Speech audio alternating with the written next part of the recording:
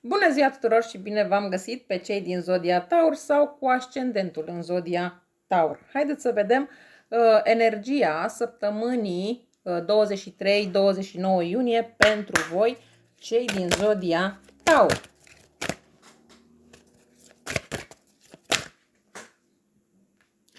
Aici la voi e clar că este posibil să aveți parte de o transformare. La unii poate să fie această transformare din punct de vedere emoțional, la alții poate să fie pe job. Ideea este că, indiferent pe ce domeniu aveți această transformare, e o transformare benefică pentru voi, e o transformare la care cred că v-ați gândit de ceva timp, dar totodată ați acționat din frică. Adică mai degrabă n-ați acționat, tocmai pentru că vă era frică să faceți această mutare, această mișcare. Iar acum universul vine și îți spune, hei, e timpul să te miști. Și dacă până acum nu te-ai mișcat pentru că ți-a fost frică din diverse motive, acum te împing de la spate și trebuie să faci această mișcare. Pentru doamne, n-ar fi nimic exclus să fie și o perioadă a fertilității în această săptămână. Pur și simplu să apară o sarcină neașteptată, să fie poate chiar este o sarcină de care știți, dar este posibil că această sarcină nu neapărat că apar complicații, dar trebuie să aveți un pic mai multă grijă de voi. Pe lângă asta pot apărea inclusiv abundență financiară, pe care, tot așa, la care ați acționat din frică. Poate ați încercat să o economisiți, dar de fapt, pentru că ați economisit din frică, în loc să economisiți, ați cheltuit mai mult. Deci ați acționat cumva din frică și în loc să faceți lucrurile pentru voi, le-ați făcut cumva împotriva voastră. Hai să trecem mai departe și la etalarea generală pentru această săptămână, pentru voi.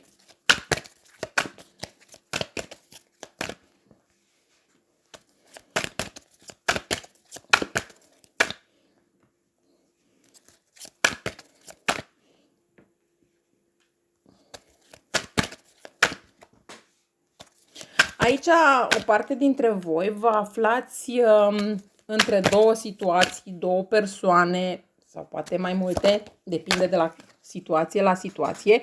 Ideea este că trebuie să faceți alegeri, încotro vă îndreptați, pentru că nu mai puteți continua așa. Acolo unde este vorba de amantlâcuri, un pic de atenție că veți fi prinși.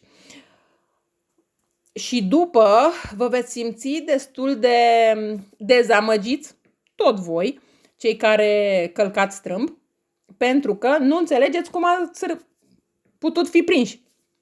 Da? Și atunci trebuie un pic de atenție. E bine să faceți alegeri, să le faceți conștient, pentru că dacă nu le veți face conștient, le veți face cumva forțate și nu va fi un lucru prea drăguț pentru voi. N-ar fi nimic exclus ca aceste lucruri care urmează să se întâmple, de la o zi la alta să se dărâme, să simțiți că se dărâmă totul în jurul vostru. Hai să luăm fiecare plan în parte. Planul iubirii, dar la planul iubirii prima dată voi scoate câteva cărți din oracol și după aia voi... Fuziune amoroasă, bucurați-vă atunci când faceți dragoste în mod transfigurator și cu iubire, regăsindu-vă unul în celălalt, asemenea unui unic suflet etern ce trăiește astfel adevărata fericire. Și alege aprecierea, criticile pe care vi le aduceți unul celuilalt vă otrăvesc relația, acceptați-vă cu iubire așa cum sunteți, iar relația voastră se va transforma într-un mod miraculos. Iubitul tău sau iubita ta are nevoie de apreciere. Aici, dacă cumva v-ați gândit să vă părăsiți familia pentru o altă persoană, este mai bine să stați liniștiți sau liniștite, pentru că nu vă veți îndrepta înspre persoana potrivită. Indiferent cine este această persoană, indiferent cât de mult considerați că există pasiune, iubire între voi sau atracție sau mai știu eu ce, ideea este că e mai bine dacă rămâneți în sânul familiei decât dacă porniți într-o nouă aventură.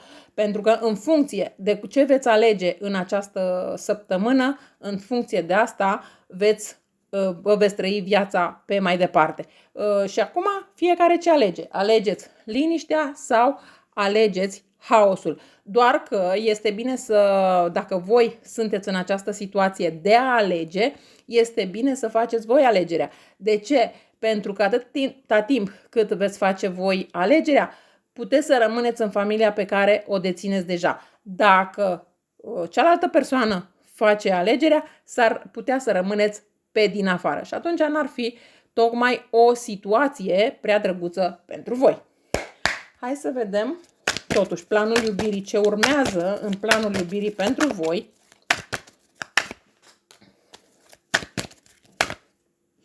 Cumva voi considerați că sunteți foarte norocoși, că voi aveți dreptul la foarte multe opțiuni, indiferent de ce se întâmplă, că voi dețineți controlul absolut și nimeni nu se poate atinge de voi și lumea nu vi se poate întoarce pe dos și așa mai departe. Doar că, așa cum am spus și puțin mai devreme, puțină atenție, pentru că într-o secundă puteți pierde tot. Atenție aici la o persoană din zodia Capricorn, zodia Leu, pentru că tocmai acea persoană este posibil să vă dea în vileag. Așa că de asta vă spun, mai bine faceți voi alegerea decât să o facă alții pentru voi. Hai să vedem planul sănătății pentru voi pentru această săptămână 23-29 iunie.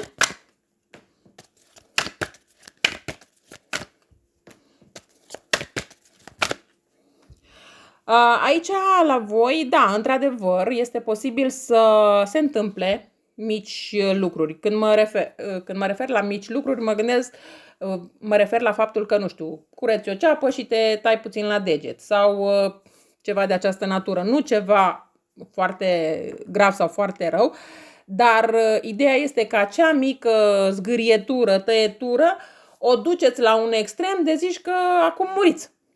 Și rămâneți blocați în acea frică, încât uitați să reveniți cu picioarele pe pământ și să vă dați seama că e doar o simplă zgârietură și cam atât.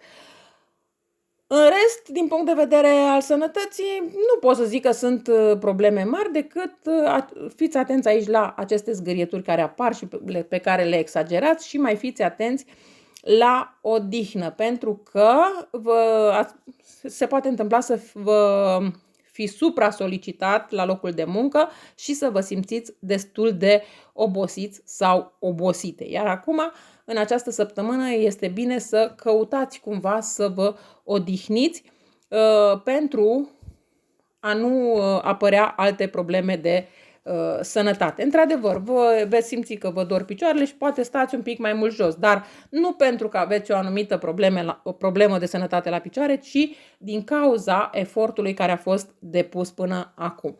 Hai să vedem din punct de vedere financiar cum va fi această săptămână pentru voi.